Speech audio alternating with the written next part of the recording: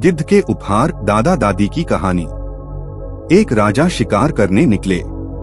उन्होंने एक गिद्ध को देखा। यह एक विशाल गिद्ध था और उसके पंख तो इतने लंबे थे कि उनकी छाया में कई लोग खड़े हो सकते थे। राजा ने अपनी बंदूक गिद्ध की ओर करके निशाना साधा। तभी गिद्ध बोला, हे राजा, मुझे मत मारो, मैं तुम्हें कोई नुकसान नहीं पहुंचाऊंगा। तुम चाहो तो मुझे अपने साथ ले जाओ। यदि तुम मुझे 1 वर्ष तक अपने साथ रखोगे तो तुम दुनिया के सबसे महान राजा बन जाओगे। राजा को गिद्ध की बात पर विश्वास तो नहीं था, फिर भी उन्होंने सोचा कि एक बोलने वाले गिद्ध की बात मानकर देख लेनी चाहिए। इसीलिए वे गिद्ध को अपने साथ ले गए। गिद्ध ने राजमहल में पहुंचते ही खाना मांगा। राजा ने उसे सब कुछ दिया जो उसने मांगा। गिद्ध इतना ज्यादा खाना रोज खाता था कि उसका पेट भरने के लिए धीरे धीरे राजा की सारी संपत्ति समाप्त हो गई। फिर भी उन्होंने अपना वादा पूरा किया। उन्होंने परेशानी में रहकर भी 1 वर्ष तक गिद्ध को अपने पास रखा। 1 वर्ष पूरा होने पर गिद्ध ने कहा, अब समय आ गया है कि मैं तुम्हें तुम्हारा इनाम दे दूं। तुम मेरी पीठ पर सवार हो जाओ, मैं तुम्हें कहीं ले जाना चाहता हूँ। राजा गिद्ध की पीठ पर बैठ गया। गिद्ध ने अपने बड़े बड़े पंख फैलाए और उड़कर चल दिया। वह राजा के महल से दूर उड़ चला।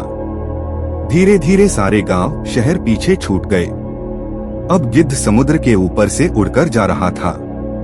राजा ने नीचे देखा तो घबरा गए। नीचे दूर दूर फैला हुआ समुद्र था और वे बहुत ऊंचाई पर उड़ रहे थे। घबराकर राजा ने ईश्वर को याद करना शुरू कर दिया। कुछ देर बाद जब गिद्ध नीचे उतरा तो राजा ने ईश्वर को धन्यवाद दिया। गिद्ध बोला, राजा, आपको मैंने 3 उपहार दिए हैं, उन्हें संभाल कर रखिएगा। 3 उपहार? राजा ने आश्चर्य से पूछा।